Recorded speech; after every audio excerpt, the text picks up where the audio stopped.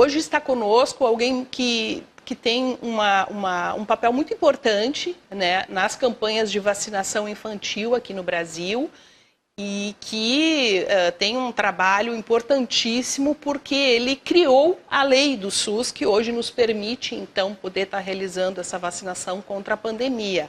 A gente vai conversar com o ex-ministro da Saúde, Alcini Guerra, que atualmente é o superintendente assistencial do IB Saúde, empresa do terceiro setor aí da gestão em saúde.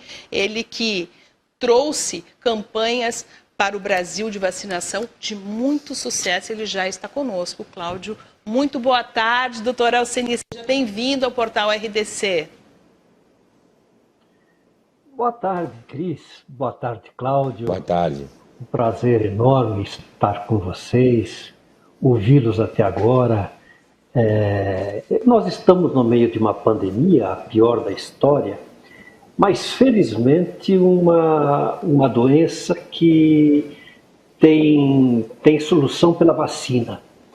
Ela é imunoprevenível. As pessoas falam muito, e eu ouvia muita atenção ao que o Cláudio falava, que a vacina não é igual para todo mundo, que ela não imuniza completamente. Tudo isso é verdade. E um grande número das vacinas que são incensadas no mundo inteiro também são assim. Elas diminuem a incidência, elas principalmente diminuem o número de óbitos e diminuem os casos graves. E esse é o caso dessas vacinas contra a Covid. Nós temos que ter assim muita paciência com os negacionistas, os que não acreditam nessas vacinas, porque se nós entrarmos no jogo deles, nós estamos fazendo exatamente o que eles querem, que é polemizar sobre uma coisa que está dando certo no mundo inteiro. E eu tenho muito orgulho do nosso sistema de vacinações no SUS. Fui eu que comecei com ele, Deus me deu essa honra de ter iniciado no dia 25 de julho de 1990. Reuni os secretários de saúde de todos os estados e pedi que eles aplicassem junto com as gotinhas da vacina as outras vacinas. E num primeiro momento ninguém quis, porque o objetivo bom deles era eliminar em pouco tempo a poliomielite do Brasil. Depois de uma discussão, convenci a todos, íamos fazer todas as vacinas. Se nós temos milhões, dezenas de milhões de crianças para filas de vacina para aplicar as gotinhas, por que não aproveitar a oportunidade e fazer uma multivacinação? No fim da tarde eles aceitaram. Eu digo que a tarde de 25 de julho de 90 foi decisiva na história do Brasil, porque diante nós brasileiros viramos os mundiais de vacinação. Hoje, 38 mil salas de vacinação no Brasil e mais de 2 milhões de pessoas treinadas para aplicar essas vacinas. O número de efeitos colaterais de todas as vacinas que se aplicam no Brasil é quase zero. Quase não existem efeitos colaterais. Então nós estamos frente à pior epidemia, mas também temos uma solução. A Covid é imunoprevenível. Vamos ajudar, vamos fazer força para que agora, nesse instante, e eu vi assim, até um pouquinho emocionado, as crianças do meu Rio Grande indo se vacinar, e é muito importante que elas se vacinem. Antes que vocês me perguntem, Cris e Cláudio, é fundamental a vacinação delas. Por quê? Porque sem a vacinação nelas, nós nunca teremos a imunidade coletiva que nós precisamos atingir, e só se atinge depois de 80% da população vacinada. Nós nem chegamos a 70% ainda. Esse é o primeiro motivo. O segundo motivo é que Se nós deixarmos de vacinar as crianças, a incidência vai partir dos mais velhos para as crianças. E daqui a pouquinho nós teremos crianças superlotando os hospitais. Por isso é importante a vacinação. E se me permite me estender um pouquinho, essa vacina que nós estamos aplicando agora, da Pfizer, que é de RNA mensageiro, ela não afeta o núcleo da célula, que é onde estão os nossos dados vitais, onde nós transmitimos tudo o que somos para os nossos descendentes. Ela é de RNA mensageiro, e o RNA mensageiro ele está no citoplasma, não está no núcleo da célula. E vou dizer mais, acho que hoje, nesse instante, nós já passamos de 120 milhões de crianças vacinadas no mundo inteiro, sem efeitos colaterais. Sem efeitos colaterais graves. Fala, mas teve casos de miocardite. Teve 20 vezes mais miocardite em quem pegou a doença do que em quem pegou a vacina. E não houve nenhum óbito. Por isso vamos confiar. Temos um bom sistema de vacinação, temos o nosso SUS, que Deus me deu a graça também de organizá-lo em 1990, e vamos em frente. Obrigado a vocês por me permitir esse pequeno discurso. Não, doutor Alceni, para a gente é um prazer poder conversar com o senhor nesse dia que é um dia histórico, né? Por causa da vacinação aí para as crianças. Eu e o Cláudio aqui, a gente sempre defendeu isso, assim, a gente sempre debateu muito, né? Mas houve uma grande polêmica, né, em relação a isso. Eu já tomei minha terceira dose. Nós já nos vacinamos, aqui tomamos todas as nossas doses e agora a gente defende muito, claro, que as crianças sejam imunizadas também, a gente compartilha dessa opinião, né? Mas sabemos que houve uma grande polêmica em relação a isso e eu já ouvi muita gente dizendo, mas tem alguns pediatras que são contra, que têm dúvidas, né? E o senhor também é pediatra, então eu queria a sua opinião, né? O que o senhor acha que leva, né? Claro, a gente sabe que houve uma polêmica vindo até do Ministério da Saúde, né? Do atual, politizar né? A ciência, né? São coisas separadas, né? Mas, assim, o que leva, né, as pessoas a terem receio de vacinar? Como o senhor disse, não teve nenhum caso, nada que pudesse trazer descrédito, né? Não, e nós, num país como o doutor estava falando, nós temos tradição já em vacinação e erradicação de várias doenças. Não sei por que agora... Olha, eu computo, eu coloco essa dúvida de algum colega pediatra no Brasil inteiro, na mesma fonte que eu coloco a opinião de alguns padres, de alguns pastores, de gente de toda a espécie de atividade e profissão, que se deixará por um pensamento político. Não há nenhuma razão científica, nenhuma razão lógica para se temer essas vacinas.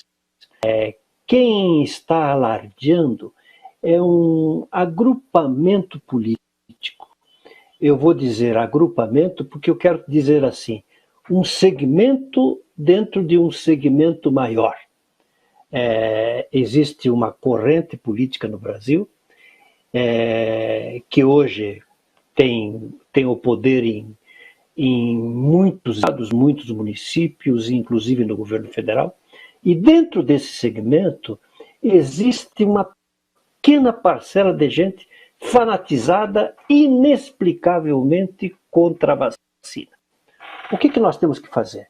Nós não temos que levar esse conflito para dentro do nosso estudo da ciência e da pediatria e da medicina em geral, porque senão nós estamos fazendo o jogo deles.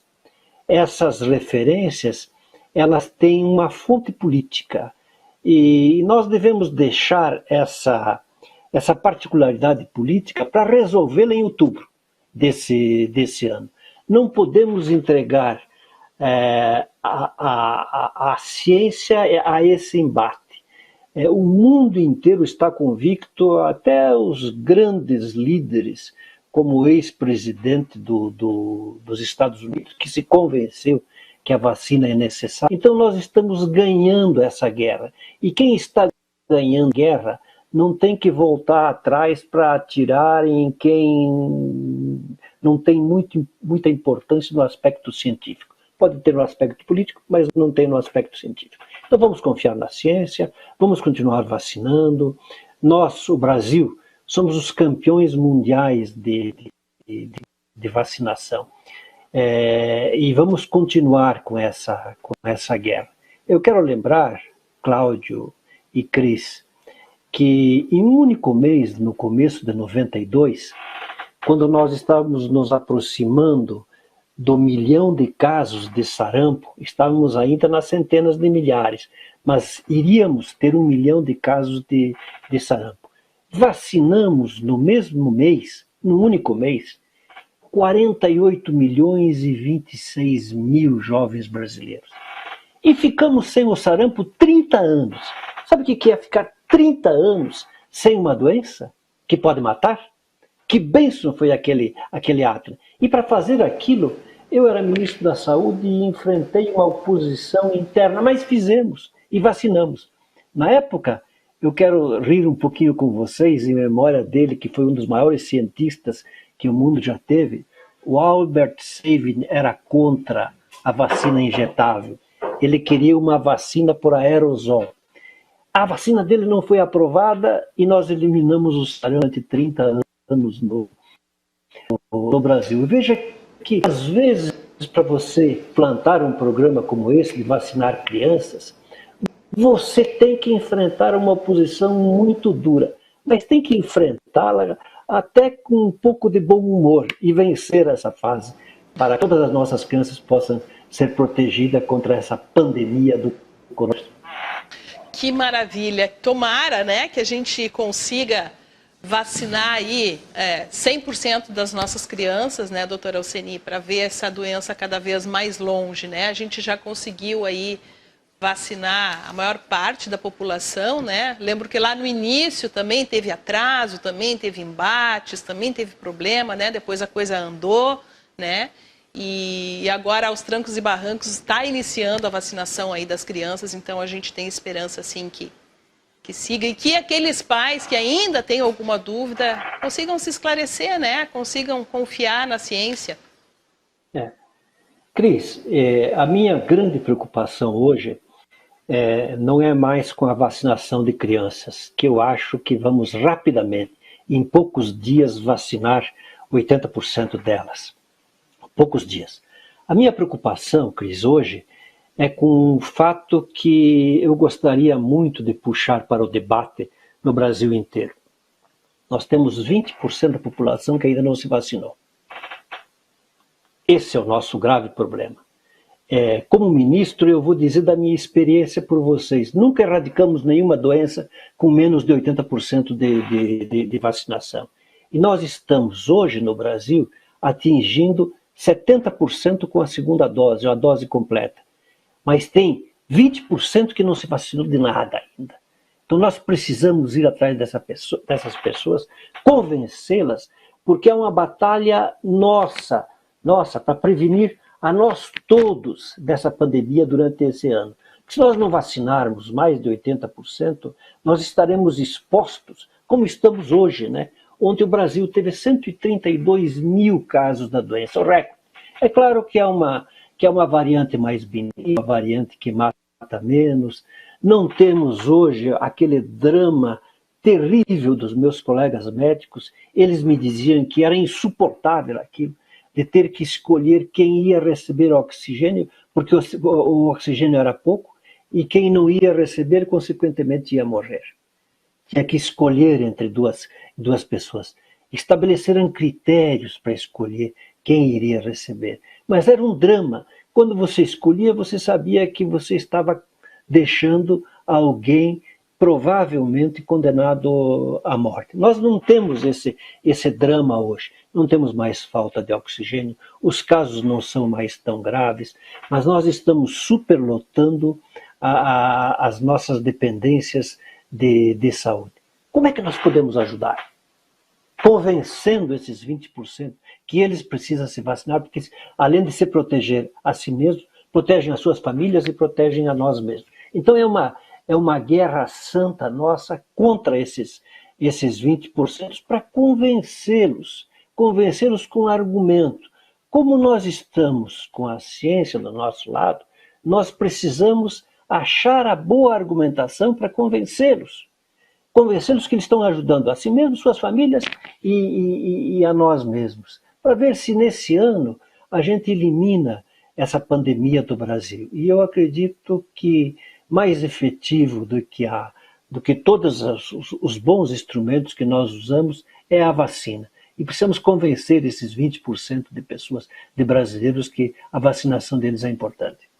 A gente não pode esquecer, né, doutora Alceni, que a gente tem aí profissionais de saúde que estão se contaminando e estão precisando ficar em casa, estão precisando se afastar, né?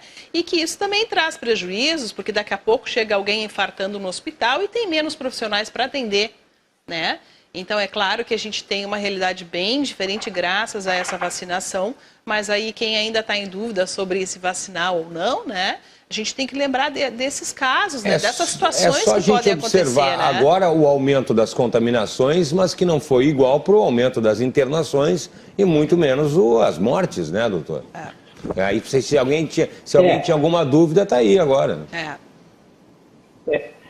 E isso nós devemos à vacina, Cláudio. A vacinação de quase 70% da população brasileira fez com que 70% das pessoas tivessem mais capacidade de enfrentar esse vírus. Então as mortes diminuíram, as internações diminuíram e nós devemos acreditar isso às vacinas. Muito bem. Doutor, parabéns aí, viu, pelo trabalho. Obrigado pela aula aí, doutor. Né? Também, eu acho que o pessoal de casa gostou também. E quem está nos assistindo, bora lá correr, vacinar os pequenos lá, que é um direito da criançada, né? Mais que uma obrigação, é um direito, isso, né? Isso, é um direito. Fundamentalmente, é um direito delas. Vamos ajudá-las. Isso aí. Obrigada, doutor Alceni. Prazer conversar com o senhor mais uma vez. Um abraço. Abraço.